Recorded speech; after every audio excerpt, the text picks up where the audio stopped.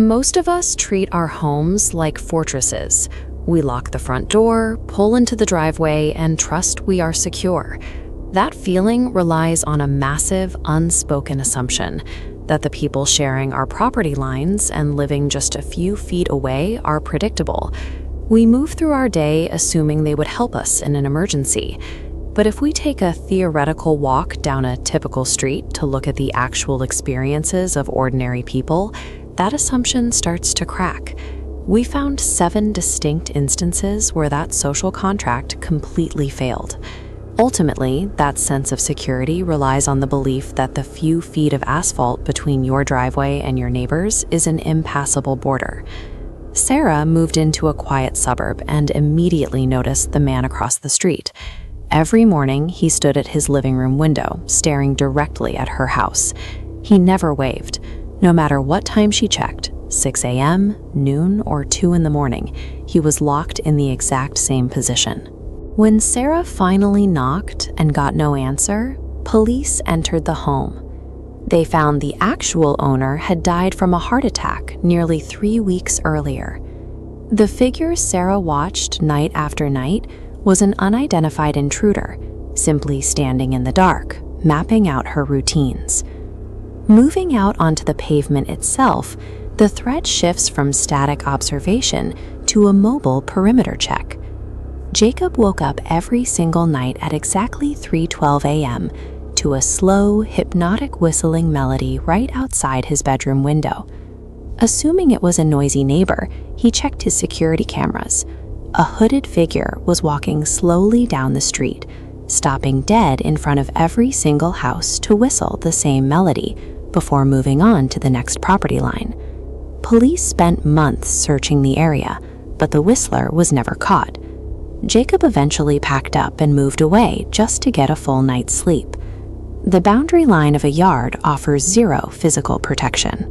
Unidentified observers can methodically map out your vulnerabilities while you sleep, and you might never know.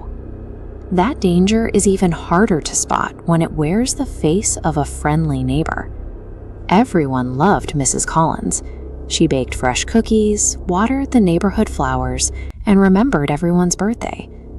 The only oddity was the sheer volume of heavy packages delivered to her door each week, which eventually caught the eye of a suspicious teenager next door. Looking through her garage window one night, he saw the contents of those deliveries. The room was packed floor to ceiling with boxes. Inside were thousands of photographs documenting every single child, family, and visitor on the block, carefully cataloged over decades. Sometimes the threat bypasses the yard entirely. In an apartment building, Emma started hearing whispers bleeding through the drywall next to her bed.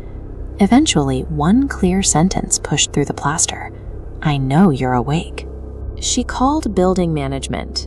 When workers opened the wall, they found a hidden maintenance space.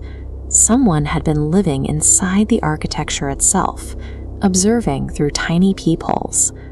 Proximity changes the rules of engagement. The very architecture designed to keep the world away can be used to observe your most private moments. On Mr. Harris's block, the neighbors spent months ignoring his dog. It barked for hours every night, becoming a background noise. Everyone eventually complained about it, but nobody ever checked on him. When the barking suddenly stopped and a strange smell followed, police forced their way inside. The dog had been desperately trying to sound an alarm. Its owner was dying inside, unnoticed by the people living mere feet away. Moving toward the abandoned edges of a neighborhood reveals even stranger anomalies. One family bought a cheap home next to an empty house. After spotting lights upstairs, they found footprints in fresh snow leading directly to the front door. 0 prints ever came back out. The family moved by spring. Then there is the absolute dead end. At the edge of Maple Street sits a house with no owner, no cars, and an empty mailbox, but a lawn that gets mowed every few months.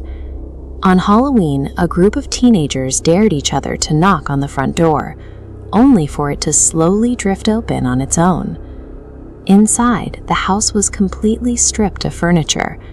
The only objects left were 7 framed photographs hanging on a single wall, depicting families who used to live on the street. The final frame in the row was completely empty. As the teenagers turned to leave, a loud camera shutter clicked. The next morning, that 8th empty frame held a brand new photograph of those same trespassing teenagers. No one ever entered that house again. When the physical boundaries of a neighborhood end, curiosity can turn from a dare into a permanent record. When we look at the layout of a modern street, the physical barrier between a family and a stranger is often just a pane of window glass or a thin sheet of drywall.